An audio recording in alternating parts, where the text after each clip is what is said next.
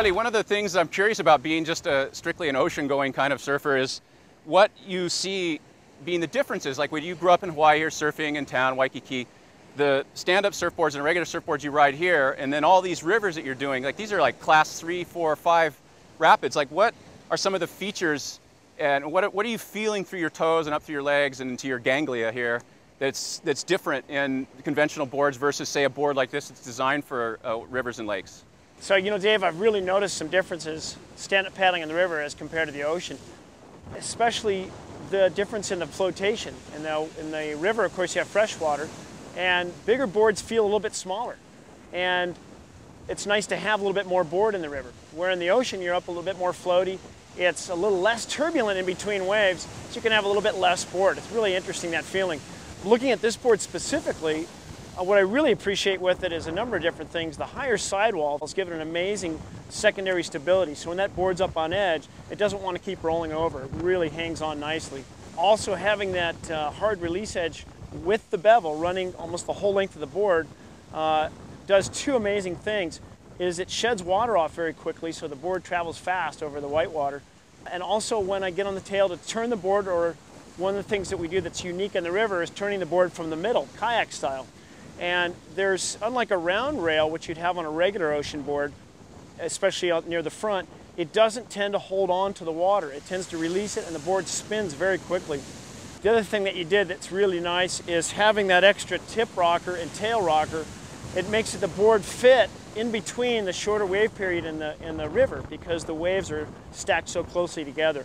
A regular board with less rocker and the nose and tail tends to pierce, as you know, and this one just goes right up over it, even in the biggest and smallest standing waves.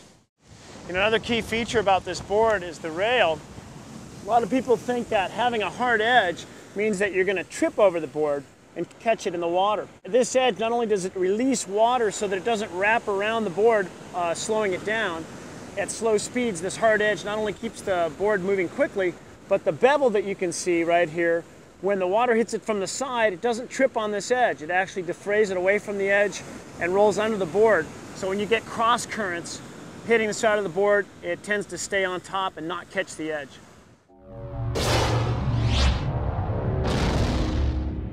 We'd like to introduce some new boards from C4. These are the RiverSUPs, C4 Waterman inflatable stand-up boards. They're absolutely phenomenal. Light is about 19 pounds in the 9.3, and that's the 10.6. This 10.6 is the inflatable version of the 10.6 CMAC ATB. Really, really cool choice for traveling.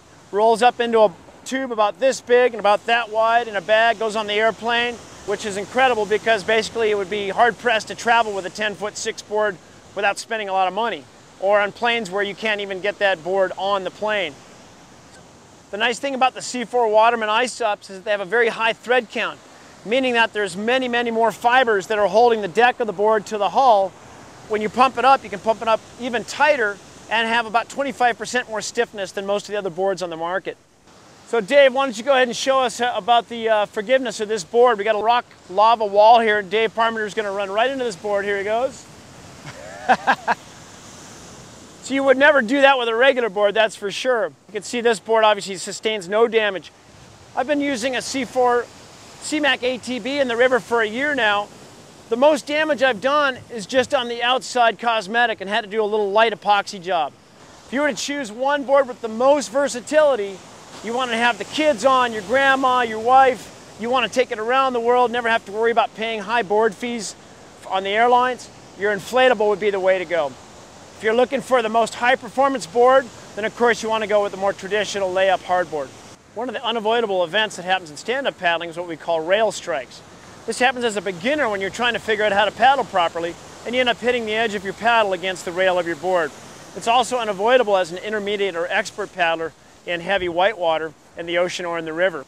The nice thing about the inflatable stand-up board is that you eliminate this problem with that rail being made of rubber, and you're not going to sustain any paddle damage or board damage.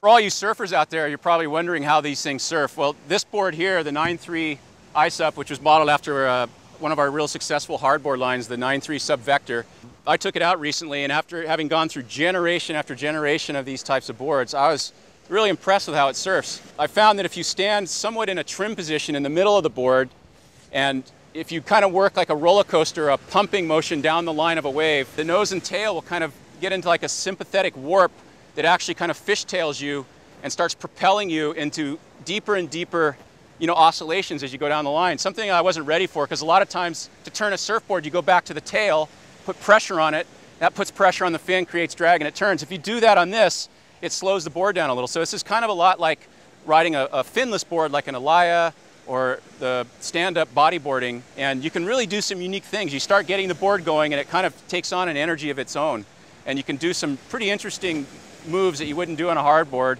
and you get some sensations that you would never get in any kind of surf craft either.